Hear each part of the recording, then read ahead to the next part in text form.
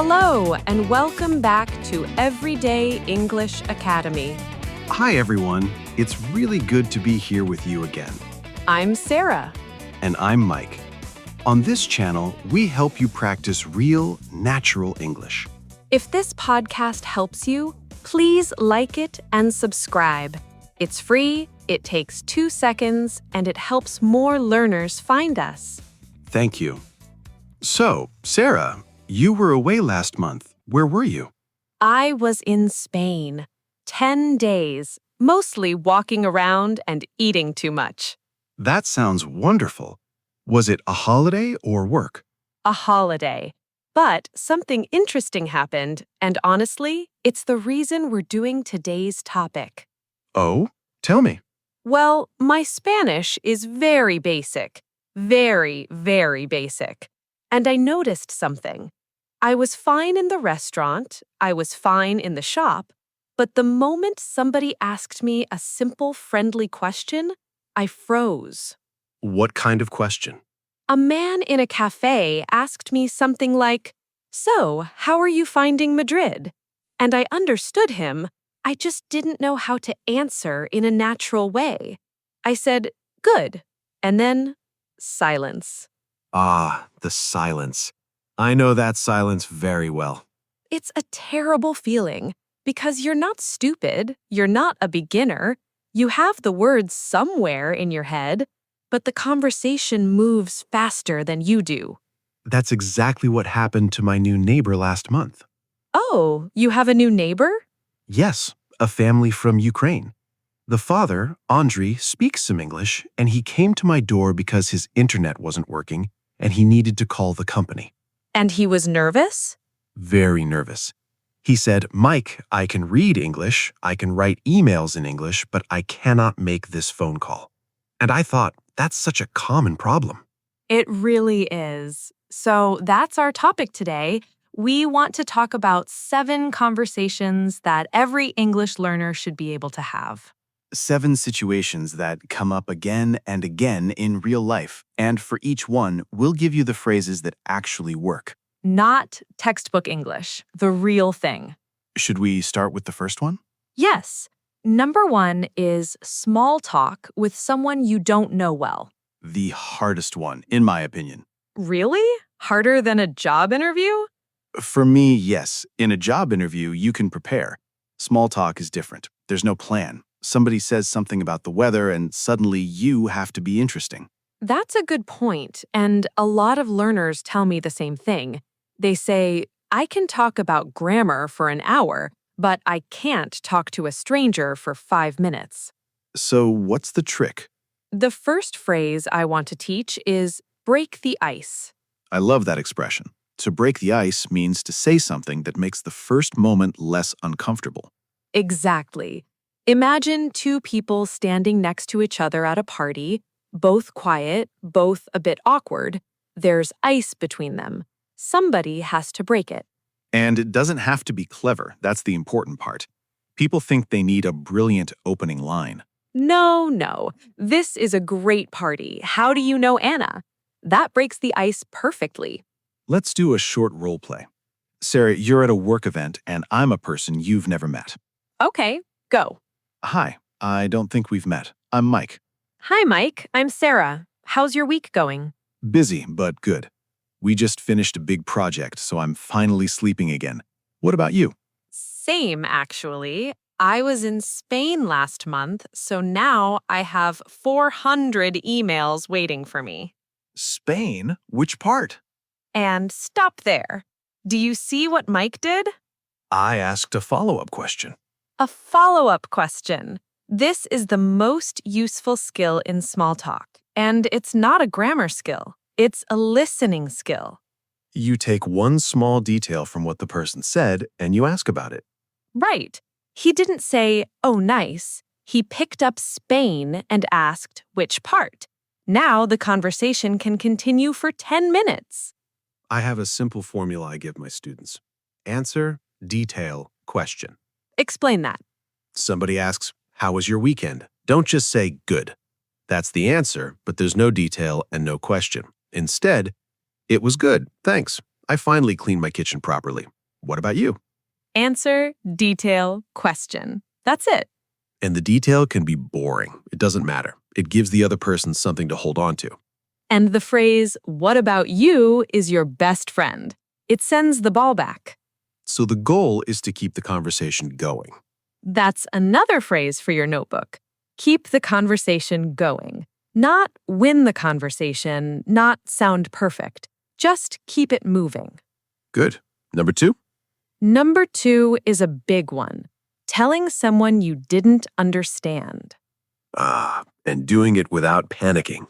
This one matters more than people realize, because if you can't do this, every conversation becomes dangerous.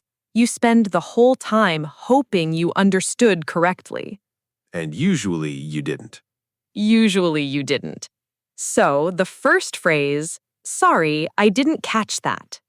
This is such a natural phrase. Native speakers use it constantly with each other in their own language. That's the point I want to make. I didn't catch that doesn't mean my English is bad. It means the sound didn't reach me.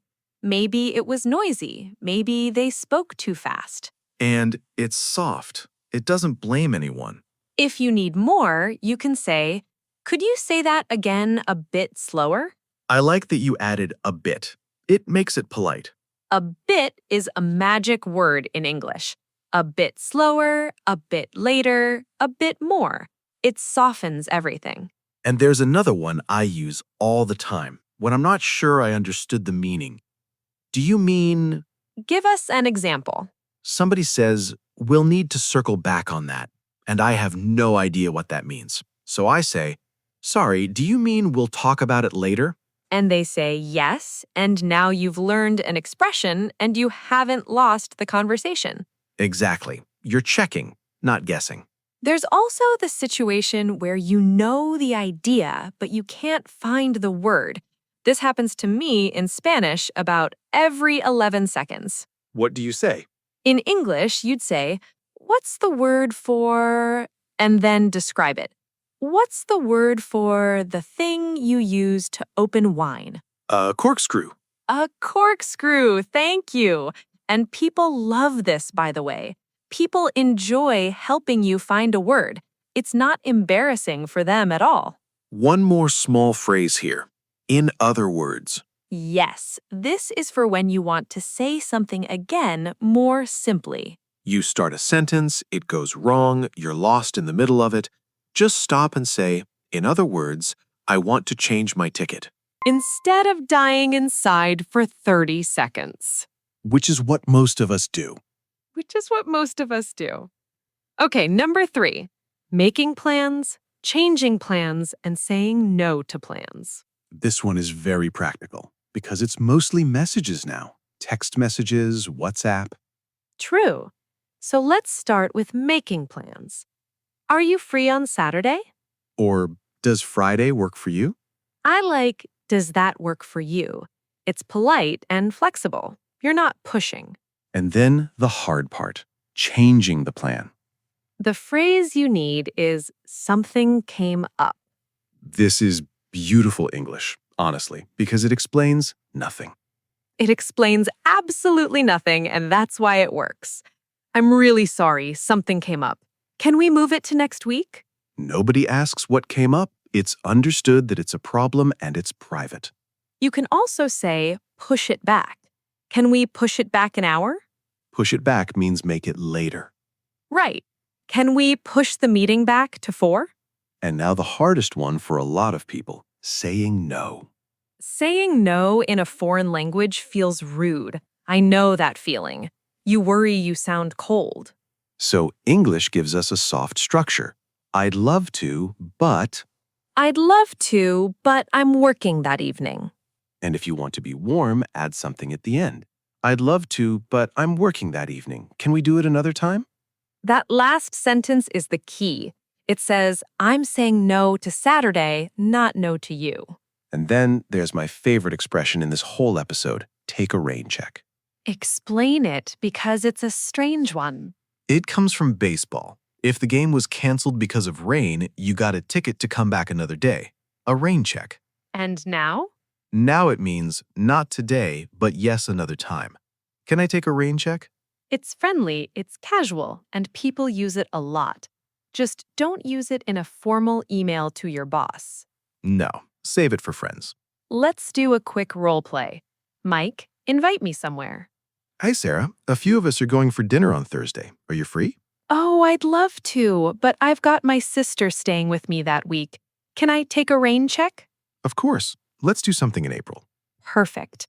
And notice that whole thing took 15 seconds and nobody felt bad. Number 4? Number 4, ordering food and fixing a small problem in a restaurant.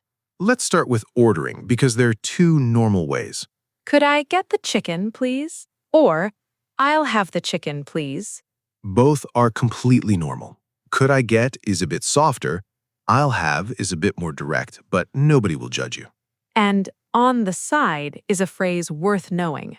It means give it to me separately, not on the food. Could I get the salad with the dressing on the side? Very useful if you're a picky eater. Which you are. Which I am, yes. Now, the more interesting part. Something's wrong with your order. This is where learners often stay silent. They get the wrong dish and they just eat it. I've done that. In Spain, actually. I ordered fish, I got something else entirely, and I ate the whole thing. Was it good? It was excellent, but that's not the point. So, how do we start? You start with, sorry to bother you, but… This is a lovely little phrase. It's not really an apology, it's a signal. It tells the waiter, something's coming, but I'm being nice about it. And then, I think there's been a mix-up. A mix-up. 2 things got confused, got swapped. And I love this word because it blames nobody. You don't say, you made a mistake. You say, a mix-up happened, somewhere, mysteriously. English is very good at avoiding blame. It really is. Let's hear it in full. Sorry to bother you, but I think there's been a mix-up. I ordered the chicken, not the fish. Perfect. Calm, clear, polite.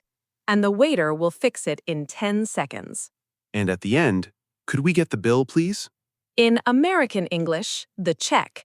In British English, the bill. Both are fine. Right, number 5. And this one is connected. Yes, number 5 is explaining a problem and asking someone to fix it. This is the customer service conversation. This is exactly what my neighbor Andre needed, his internet. So what did he need to say? First, describe the problem clearly. My internet stopped working on Tuesday. Or, it's not working properly. Let's separate those two because they're different. It stopped working means it's dead, nothing. And it's not working properly means it works, but badly. It's slow, it turns off, it does strange things. That's a really useful distinction. And there's a stronger word, faulty.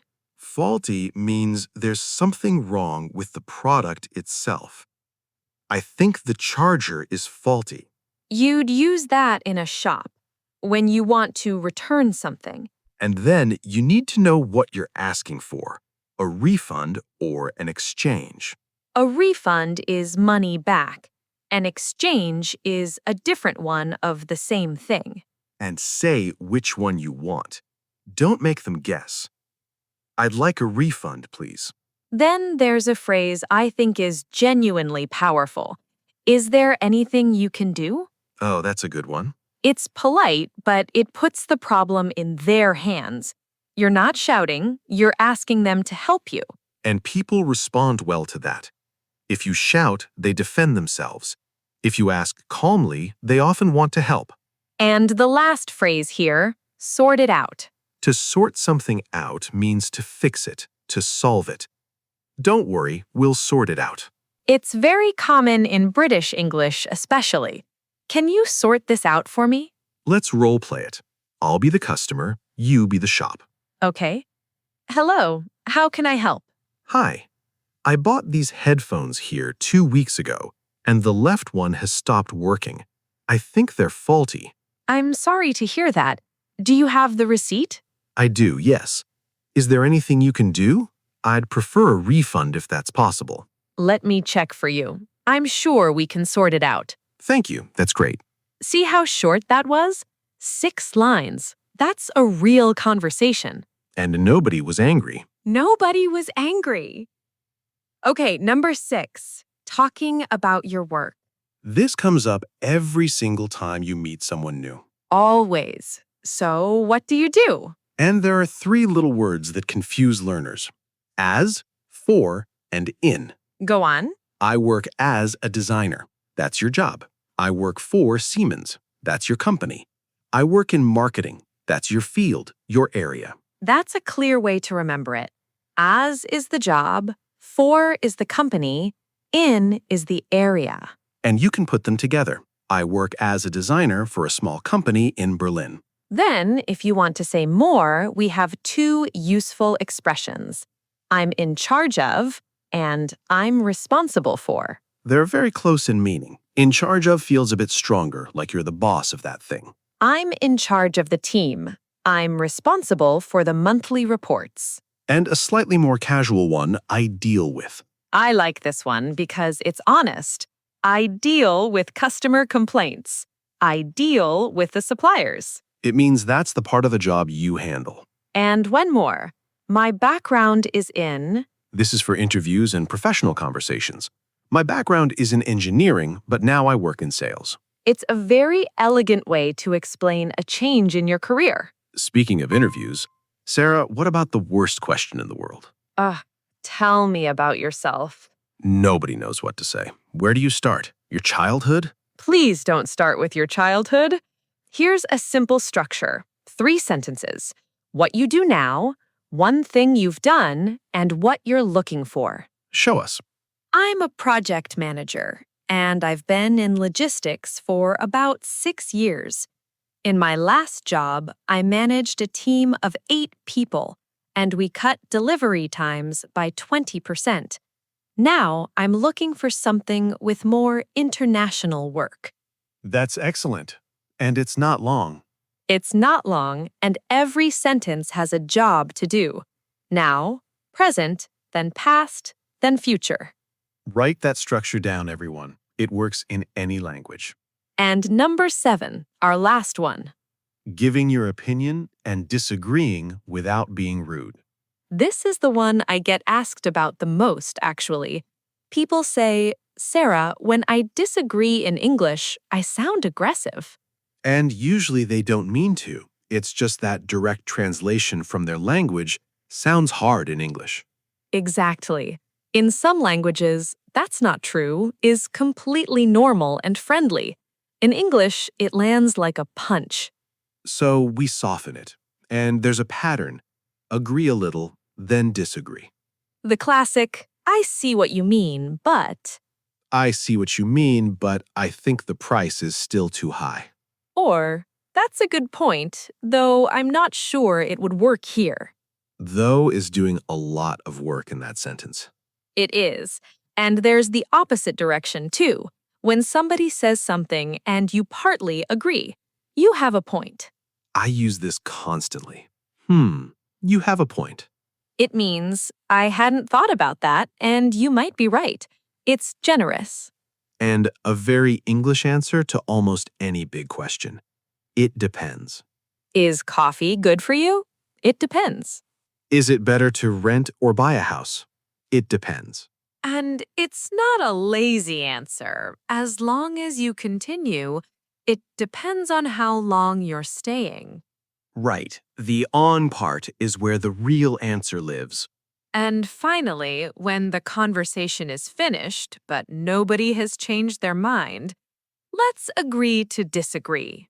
A polite way to close the door with a smile. Let's hear a quick disagreement. Mike, tell me something you believe. I think working from home is better for everyone. I see what you mean, and for some people it definitely is. But I think younger workers learn much faster in an office. That's a fair point, though a lot of offices are quite noisy now. True. Maybe it depends on the job. Maybe it does. Let's agree to disagree. And nobody got hurt. Nobody got hurt. Should we review the words?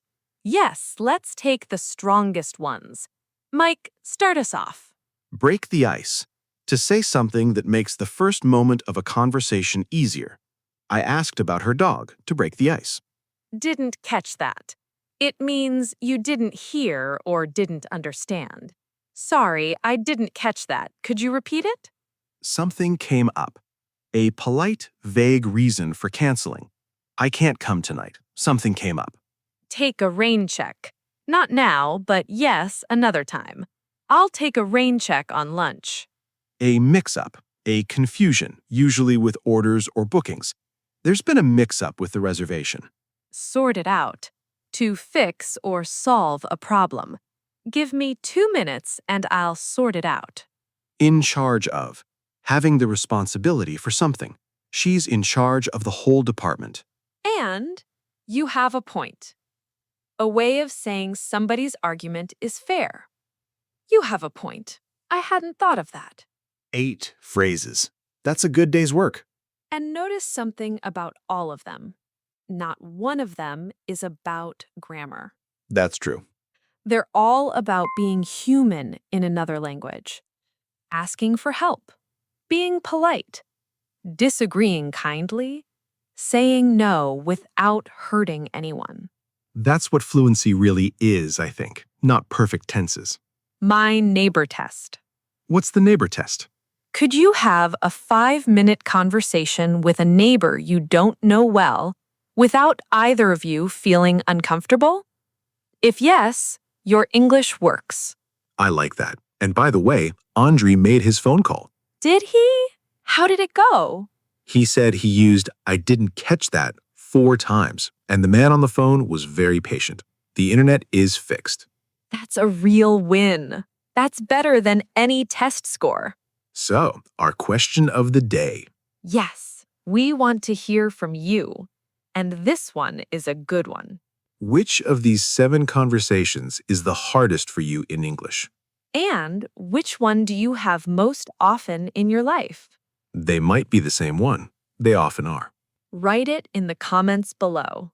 And if you can, try to use one of today's phrases in your answer. For example, small talk is the hardest for me because I never know how to break the ice. Or, I deal with customers every day, so number 5 is my life. Don't worry about mistakes. Really, don't. We read every comment, and we're not counting your errors. We're just happy you're practicing. And if you enjoyed this one, give it a like and subscribe to Everyday English Academy. New episodes every week. Pick one phrase from today. Just one.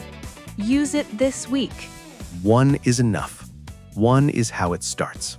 Keep practicing and be patient with yourself. See you next time. Bye, everyone.